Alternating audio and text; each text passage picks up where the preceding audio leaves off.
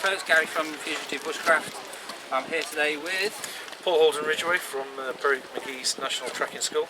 And you are one of his assistants, I believe, tracking assistants? Yep, one of his advanced trackers. Yep. Okay, and so we're still talking about Perry McGee's stuff, and this is some of the other. Do you want to tell us about this one then? Yeah, this is the Perry McGee Parang. It's inspired by the Iban trackers who taught the late great Eddie McGee a lot of his skills. A few specs. This is the prototype of the very first, which is great. First of all, when I first saw it, I wasn't entirely too sure what to make of it. I've been in the jungle myself. I've used machetes, and the thing what really confused me was its handle. Now, historically, this sort of style of handle with this hook on it was for a quick draw for in combat. Yeah. Now, typically, a lot of combat knives don't really roll over to being good bush knives, in my experience, and that's my opinion. Yeah. So I wasn't entirely too sure about this at first. However, upon getting it in the hand, it's actually really impressive. It fits the hand really, really well. I was amazed.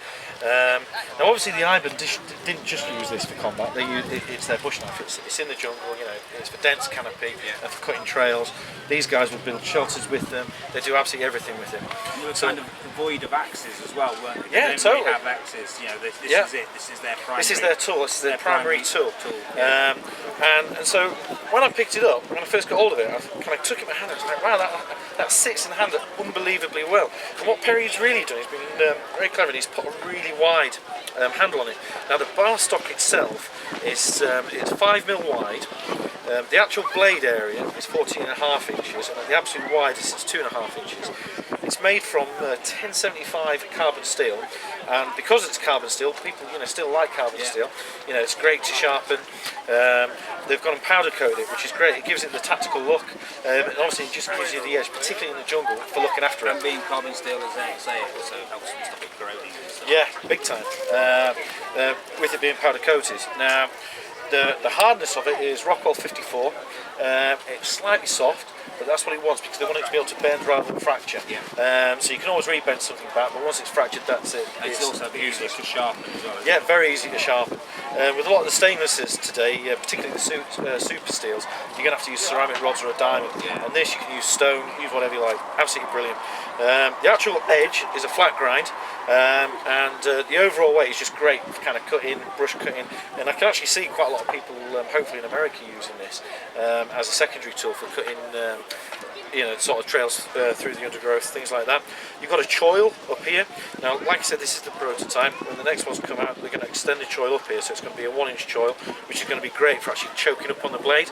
So you've got a little bit more control for sort of in-camp tasks. Maybe a bit of carving, a bit of whittling, feather sticks, that sort of thing. Or if in the jungle, that would be great for feathering bamboo, things like that. And also, very importantly, this is a large knife. So a lot of people aren't used to large knives. The hands get tired, the forearms get tired, and quite often that can be loosed out of there. A lot of people use knives when they're tired. And sweating in the jungle. Humidity. Absolutely. And because you have that there, as well, it's really good as well for sweaty hands. Yeah, anyway, absolutely. Grips fantastically. It's very ergonomically designed, and the fact that you've got this lanyard on the back of it as well, you can tighten up, give yourself a little bit of extra sort of tightness in there, an extra firm once when you are tired and your forearms wearing out, your hands are wearing out. It's incredibly safe in the hand. And this is the first time I've experienced this hook-like handle, and I have to say I'm really, really impressed with it. I can see that catching on to quite a few. Yeah, absolutely. Designs, to be honest. Yeah, I would never have done something like that, and I'm really pleased to have seen that. And again, it's got some good sort of secure screws in there for binding it on there. So if you don't like the micarta, you can take it off. If you damage it, which is highly unlikely, it's an incredibly stable product. Yeah, absolutely. And the things with the blade like this as well, a lot of people, it's very uncouth in England to have large knives at the moment. I go to the States quite a lot where large blades are very, very popular. And some of the large companies, they're doing machetes, they're doing parangs, and they're not necessarily just for use in bushcraft. If you're going to do some brush clearance and trail cutting, this is what you want. There's been a bit of an upsurge in the States, hasn't there, actually, over large knives? I think there has. The last few years on TV, a lot of people being a real good advocate of small knives, but in the right hands with the right training, a large knife. I'm a big advocate of large knives, and I love them. I really do. It's not for carving spoons. You know, it's a tool, is what it is, and that's what it should be looked at. Survival, exploration. Yeah, definitely exploration. I think fantastic for that. Yeah. And Good enough for being track. yeah, totally. And that'll strap easy to a pack. It'll strap well on your belt. It'll be coming with a Cordura or Kydex sheath, which is also made by Steinfort, which is in Sheffield. It comes with Perry McGee's logo, National Tracking Score on there, and yeah, that's the knife. It's top quality. It's a full tang, very, very important all the way through. So you've got strength, you've got durability, you've got a cracking edge on there, razor sharp, easy to sharpen, being carbon steel. What more can I say? Get one. And there's also the two-handed Yeah, as well. yeah, can, totally. You grip it there. You can still wrap your fingers around there for a double-handed. Yeah, totally. You can take trees down with this, I think. It'd be good for a draw knife as well. Yeah. You know, it'll double Yeah, as it's got that. a nice curve on it. Yeah. Draw knife. The back is, square. Nice and smooth, Loads of space to batten down on it. Totally. And it's got a good weight as well, guys. Beautiful weight. Balance. Because normally you don't normally have that kind of thickness, though, do you? On a typical parang or machetes, they're normally kind of they're a lot wafer, thinner. like you were saying the other day to me. And it doesn't feel over heavy with this. You're not going to. I don't think you're going to get tired. No, I think in the right hands, a bit of practice. Once if people aren't used to large knives, it feels good in the hand. It feels good to swing. Yeah, highly recommended. I'm looking forward to using You it. mentioned earlier about there's been an upsurge in the UK of using small knives. Yeah. And I also prefer big knives. Yeah. And one thing I tend to find is that it's alright going for your small knife, your saw, and having an axe, but it's like, where are they? Yep. Okay, I need an axe. I've got to take my pack off, get the axe out, or get the saw out of a pocket somewhere. Whereas big knife, it's just there. You're totally aware of exactly where and it is. you want Yeah. one tool to look after. Yep, correct. Constantly check it's there, constantly maintain it. Yeah, I think that's one of the things with small knives as well. I've been out in the field with quite a few people, and one of the things you constantly reiterate: if you're not using your knife, put it in a sheath. Yeah. Pack it away, stow it. And the amount of times you see a knife, a small knife, somebody's got the sheath there, they think therefore the knife is there, and it simply isn't. Yeah. And unless you're used to doing that all the time, it becomes second nature to put it away. You don't even think about it. And you don't need to check it.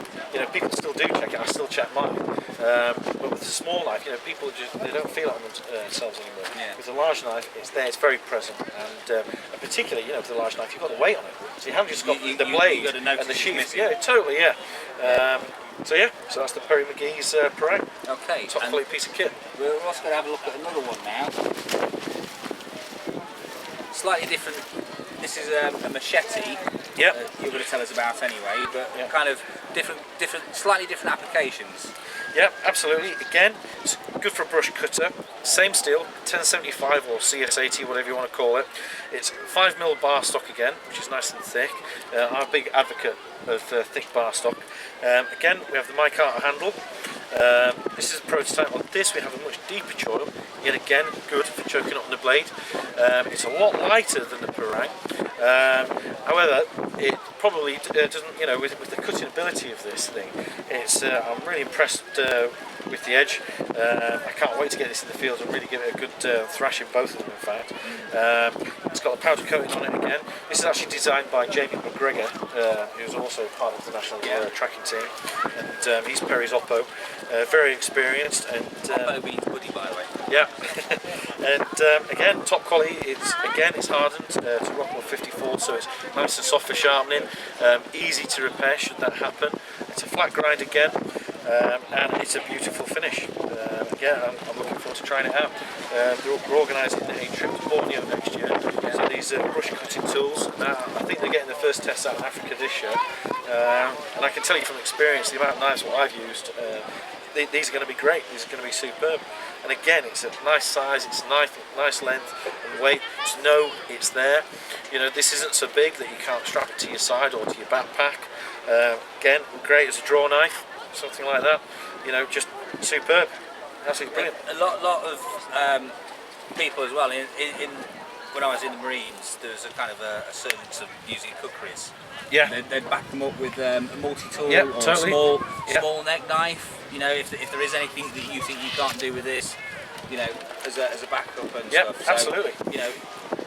it's you're saving weight in some ways, aren't you? Yeah, well, totally, and this is the thing, you know, it's very popular through TV and things like that to go Scandinavian style, small hatchet, small knife. Personally, I prefer a larger knife, and that's not necessarily because of weight constraints on what I'm carrying. I don't mind carrying extra heavyweight kit.